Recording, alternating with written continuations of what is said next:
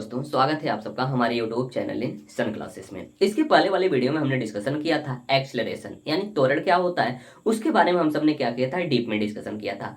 आज का हमारा जो टॉपिक है, आज हम सब डिस्कशन करेंगे ग्राफीय विधि से गति के समीकरण, यानी गति के समीकरण को हम ग्राफीय विधि से कैसे प्रूव करेंगे। अभी आप सबको ग्राफीय विधि से पढ़ना है। अभी जब आगे आएंगे यानी 11th में आएंगे तो वहां पर आप सबको इंटीग्रेशन मेथड से क्या करना है, गति के समीकरण को क्या करना है, डिस्कशन करना है। तो चलिए हम सब क्या करेंगे, पहले क्या करेंगे, ग्राफीय विधि से क्या करेंगे, गति के समीकरण को क्या करेंगे, डिस्कशन करेंगे। जब मैं एक्सेलरेशन बता रहा था तो उसमें हमने बताया था एक समान त्वरण। हमने क्या किया था, एक समान त्वरण बताया था। तो एक समान त्वरण मैंने यही बताया था, यदि कोई मूविंग ऑब्जेक्ट है, यदि समान समयांतराल में उसके वेग में परिवर्तन एक समान रूप से होता है तो उसे हम क्या कहते हैं, एक समान त्वरण। तो यहाँ क्या कहेंगे, अगर मान लीजिए कोई ऑब्जेक्ट है, कोई मूविंग ऑब्जेक्ट्स है, यदि एक समान त्वरण से क्या कर रहा है, एक समान त्वरण से क्या कर रहा है, त्वरण से क्या कर रहा है, मूव कर रहा है, तो उसके केस में तीन समीकरण दिया गया। यदि कोई मूविंग ऑब्जेक्ट्स है, यदि एक समान त्वरण से क्या कर रहा है, चल रहा है, तो उसके लिए तीन समीकरण दिया। वह जो समीकरण होते हैं वह क्या करते हैं, कह सकते हैं गति यानी वेग, गति लिख लेते हैं, गति, वह क्या करते हैं, गति, समय, त्वरण, दूरी आदि में क्या करता है, रिलेशन देता है। क्या, गति, समय, दूरी, गति, समय, त्वरण और दूरी में क्या करता है, रिलेशन देता है। तो वह तीन समीकरण क्या होते हैं, चलिए उसको क्या करते हैं, देखते हैं। पहला जो समीकरण होता है वह बताता है, कह सकते हैं गति या कह सकते हैं वेग, समय, कह सकते हैं वेग समय समीकरण, वेग समय में संबंध बताता है, वेग समय समीकरण। पहला होता है v बराबर u प्लस क्या होता है, a t। दूसरा जो समीकरण होता है क्या होता है, दूसरा समीकरण लिख सकते हैं s बराबर U T plus half A T square, यानी यहाँ कह सकते हैं समय और स्थिति के बीच में क्या करता है, संबंध बताता है, स्थिति के बीच में समय स्थिति समीकरण। यह क्या होता है समीकरण, s बराबर होता है यू टी प्लस क्या होता है, हाफ ए टी क्या होता है, स्क्वायर। तीसरा क्या होता है, इसी को मिटा दे रहे हैं, यहीं पे लिख दे रहे हैं। तीसरा जो समीकरण होता है वह क्या होता है, भी स्क्वायर बराबर यू स्क्वायर प्लस 2as, यानी यह होता है तीसरा वेग स्थिति समीकरण, वेग स्थिति समीकरण क्या होता है भाई, दिस इज भी स्क्वायर बराबर यू स्क्वायर प्लस क्या होता है 2as। यही क्या होता है, गति के तीन समीकरण को, इन्हीं को हमें क्या करना है, ग्राफीय विधि से क्या करना है, प्रूव करना है। चलिए यहीं पे हम बता देते हैं कौन क्या क्या क्या है। यहाँ देखिए पहला समीकरण क्या हो गया, वेग समय समीकरण, यानी वेग दिस इज समय, यानी v बराबर u प्लस क्या होता है at। दूसरा समीकरण समय स्थिति दिस इज पोजीशन, यानी s बराबर U T plus half A T square. तीसरा क्या होता है, वेग स्थिति समीकरण, v स्क्वायर बराबर u स्क्वायर प्लस क्या होता है 2as। ओके, इसमें क्या कौन सी है, कौन सी क्वांटिटी है, इसको लिख दे रहे हैं। चलिए ध्यान से समझिएगा, फिर मिटा देंगे। पहला हमारा v जो है, या कह सकते हैं u हमारा जो होता है, यह प्रारंभिक वेग है, u हमारा प्रारंभिक वेग है, v जो होता है अंतिम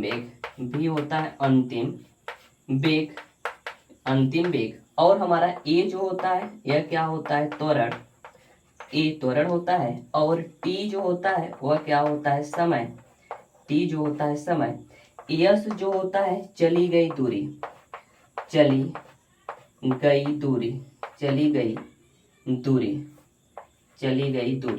मूविंग ऑब्जेक्ट द्वारा चली गई दूरी, यानी सबका इंडिकेशन हमने कर दिया कौन क्वांटिटी क्या होती है। ओके, यानी v u क्या होता है प्रारंभिक वेग, v क्या होता है अंतिम वेग, a क्या होता है त्वरण, t क्या होता है समय, s क्या होता है चली गई दूरी। ओके, अब हम सब क्या करेंगे, इस तीनों समीकरण को मैं लिख ले रहा हूं और इसी को हम सब क्या करेंगे, प्रूव करेंगे। कैसे प्रूव करेंगे, चलिए ध्यान से समझिएगा। पहला हमारा समीकरण क्या था, इसी को हम लिख ले रहे हैं। फर्स्ट हमारा समीकरण था, दिस इज पहला, v बराबर होता है u प्लस क्या लिखा था at। दूसरा था s बराबर ut plus half A T square. तीसरा था v स्क्वायर बराबर u स्क्वायर प्लस 2as। इसी तीनों समीकरण को हमें क्या करना है, ग्राफी विधि से क्या करना है, प्रूव करना है। अब हम प्रूव करेंगे पहला समीकरण, पहला यानी v बराबर क्या कर सकते हैं, वेग वेग समय समीकरण, समय समीकरण, समीकरण वेग समय समीकरण। यहाँ ऐसे लिख सकते हैं कोष्टक में v बराबर u प्लस क्या होता है, at। कैसे प्रूव करेंगे, पहले फिगर बना लेते हैं। ओके, देखिए यहाँ पर क्या है, हम सब क्या करते हैं, वेग और समय के बीच में क्या करते हैं, एक ग्राफ खींचते हैं। ये हमारा क्या हो गया, वेग, यह हमारा हो गया वेग यानी दिस इज v, और यह हमारा क्या होगा, समय, दिस इज t। कोई मूविंग ऑब्जेक्ट से मान लीजिए प्रारंभिक वेग u से क्या कर रहा है, चल रहा है, प्रारंभिक वेग u से क्या कर रहा है, चल रहा है, और यहाँ पर पहुंच रहा है। ठीक, या मान लीजिए पॉइंट क्या है, a। प्रारंभिक वेग u से चल रहा है, एट पॉइंट a पहुंच रहा है। पुनः a से t समय बाद वह एक समान वेग से, या कह सकते हैं एक समान त्वरण से क्या कर रहा है, गति कर रहा है, एक समान त्वरण से क्या कर रहा है, गति कर रहा है। तो इस प्रकार का अरेंजमेंट हमें मिलेगा, समथिंग दिस।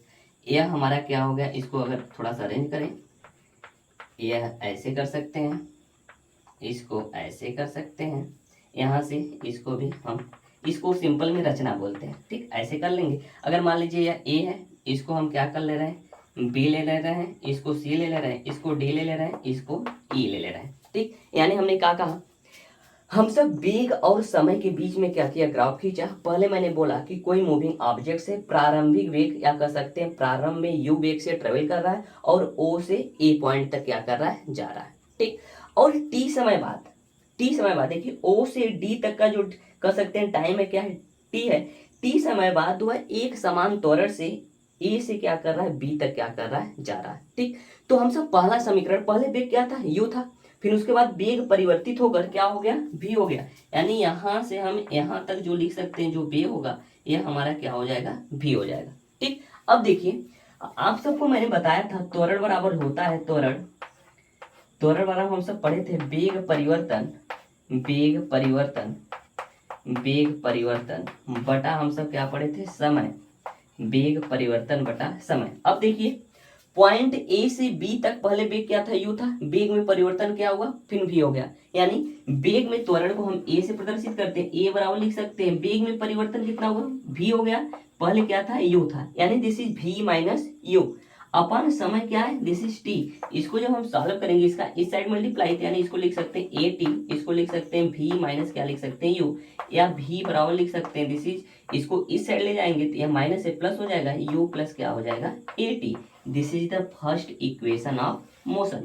यह गति का क्या है, पहला समीकरण। यानी देखिए अगर क्या करें, त्वरण बराबर वेग परिवर्तन बटा समय, वेग पहले क्या था, u था, परिवर्तित होकर v हो जा रहा है, यानी वेग में परिवर्तन क्या हुआ, v माइनस क्या हुआ, u हुआ। जैसे मान लीजिए कहा जाए कोई मूविंग ऑब्जेक्ट से, कोई गति करने वाली वस्तु है, प्रारंभ में 40 किलोमीटर पर घंटे की स्पीड से जा रहा है, पुनः अपना वेग में परिवर्तन करके 50 हो जा रहा है। मतलब वेग परिवर्तित होकर पहले क्या कर रहा है, 40 किमी पर आवर की स्पीड से आ रहा है, पुनः उसके बाद 50 किमी पर आवर की स्पीड से आने लगा। तो वेग में परिवर्तन कितना हुआ, क्या करेंगे, 50 माइनस क्या करेंगे, 40, यानी 10 किमी पर आवर के, कह सकते हैं किमी पर आवर के स्पीड से क्या हुआ, वेग में परिवर्तन हुआ। ओके, इसी प्रकार यहाँ निकालना है, इसको हम क्या करेंगे, यहाँ निकाल लेंगे। यह हमारा क्या हो जाएगा, गति का पहला समीकरण।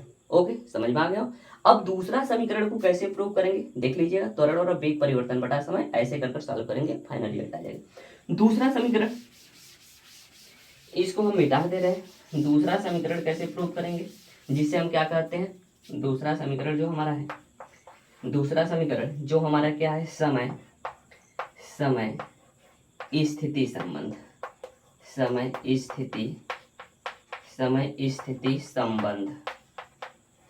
स्थिति संबंध, दूसरा समीकरण। ठीक, अब देखिए यहाँ पर हम क्या कहें, जो मूविंग ऑब्जेक्ट से कितना डिस्टेंस चला, अगर मान लीजिए t समय बाद, अगर हम कहें जो मूविंग ऑब्जेक्ट्स है t समय बाद वह क्या करे, s दूरी क्या कर रहा है, चल रहा है, t समय बाद s दूरी चल रहा है, तो कहा जाए कि वह कितना डिस्टेंस चल रहा है, कितना दूरी ट्रेवल कर रहा है, तो क्या कह सकते हैं, a से b जा रहा है, तो यानी कितना एरिया कवर करेगा, यानी a b d o, यही एरिया, यानी कह सकते हैं गतिमान वस्तु द्वारा चली गई दूरी क्या होगा, ABDO का क्षेत्रफल। यहां लिख सकते हैं तय की गई दूरी, तय की गई दूरी, यह हो जाएगा तय की गई दूरी S बराबर हो जाएगा, यह कह सकते हैं क्षेत्रफल, क्षेत्रफल, क्षेत्रफल जो हो जाएगा इस पूरे का क्षेत्रफल, यानी कह सकते हैं ABDO,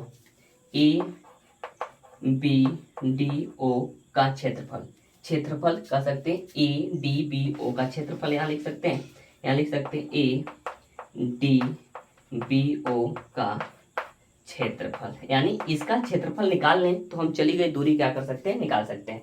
यानी चली गई दूरी क्या होगा, यानी ABDO का क्षेत्रफल क्या होगा, वही क्या होगा, ऑब्जेक्ट द्वारा चली गई दूरी। तो चलिए निकालते हैं।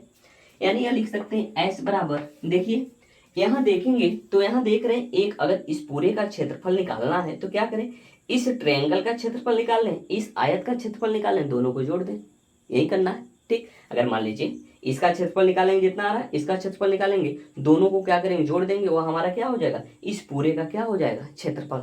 समलंब चतुर्भुज है। ठीक, यहाँ देखिए क्या करेंगे, यहाँ लिख सकते हैं चतुर्भुज, चतुर्भुज OACD का क्षेत्रफल, OACD का क्षेत्रफल प्लस हो जाएगा त्रिभुज, त्रिभुज ABC का क्षेत्रफल, ABC का क्षेत्रफल। ठीक, आप सब चतुर्भुज का क्षेत्रफल जानते हैं, लंबाई गुणे चौड़ाई, यहाँ से U है, चौड़ाई क्या है, इतना कर सकते हैं। चतुर्भुज का क्षेत्रफल लंबाई गुणे क्या होता है, चौड़ाई, लंबाई क्या है OA, चौड़ाई क्या है OD, यहाँ लिख सकते हैं OA गुणे लिख सकते हैं OD, दिस इज प्लस।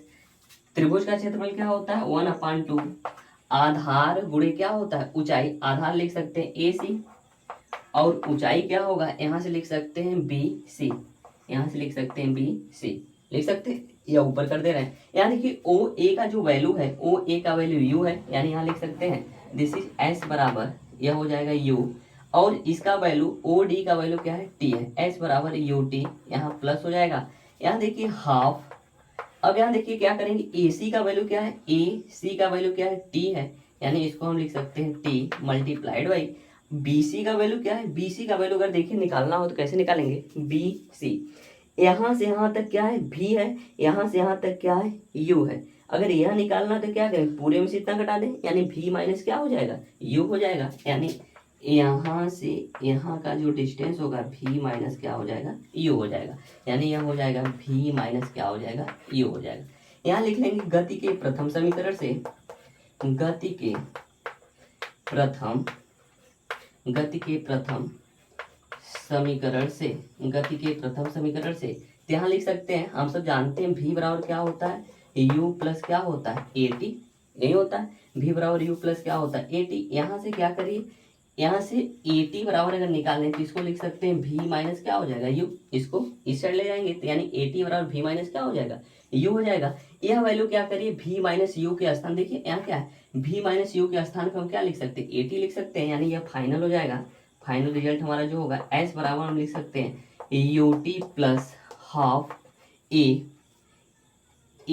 यानी इसका वैल्यू क्या है, यह पहले T है मल्टीप्लाइड क्या है AT हो जाएगा, यानी इसको फाइनली जो हमारा रिजल्ट आ जाएगा, जो इक्वेशन आ जाएगा, यह हो जाएगा S बराबर UT प्लस लिख सकते हैं हाफ है A है, दिस इज TT, यह क्या हो जाएगा T स्क्वायर, यानी यह हमारा क्या हो जाएगा, गति का द्वितीय समीकरण, यानी this is the second equation of motion, and हमने फर्स्ट इक्वेशन ऑफ मोशन पहले ही क्या किया, डिराइव कर लिया। अब उसके बाद हम सब क्या करेंगे, थर्ड इक्वेशन ऑफ मोशन कैसे डिराइव करेंगे, तो चलिए ध्यान से समझिएगा इसको, अगर लिखना चाहते हैं स्क्रीनशॉट ले सकते हैं, नहीं तो मैं क्या कर रहा हूँ, मिटाता हूँ। ठीक, यहाँ देखिए मैंने क्या किया, मिटा दिया। अब इसके बाद देखेंगे तीसरा इक्वेशन क्या होता है। ओके, चलिए तीसरा इक्वेशन जो है वह क्या है, वेग स्थिति संबंध। यह क्या होता है, वेग स्थिति संबंध। यहाँ मिटा दे रहे हैं ऊपर से, ये सब की कोई जरूरत नहीं है। वेग स्थिति जगह कम पड़ रहा है, तो यानी तीसरा समीकरण हम प्रूव करेंगे वेग स्थिति संबंध, वेग स्थिति संबंध। ओके, चलिए ध्यान से समझिएगा, वेग स्थिति संबंध है।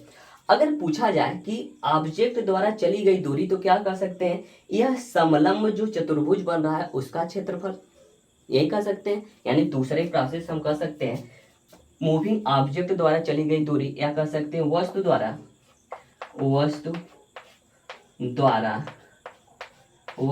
चली गई दूरी, चली गई दूरी क्या है, यस है। वस्तु द्वारा चली गई दूरी अगर पूछा जाए तो यहाँ हम कह सकते हैं दिस इज एस बराबर लिख सकते हैं। यहाँ देखिए एक समलंब चतुर्भुज बन रहा है, देखिए समलंब चतुर्भुज कह सकते हैं ए बी डी ओ का क्षेत्रफल, समलंब यहाँ लिख सकते हैं बराबर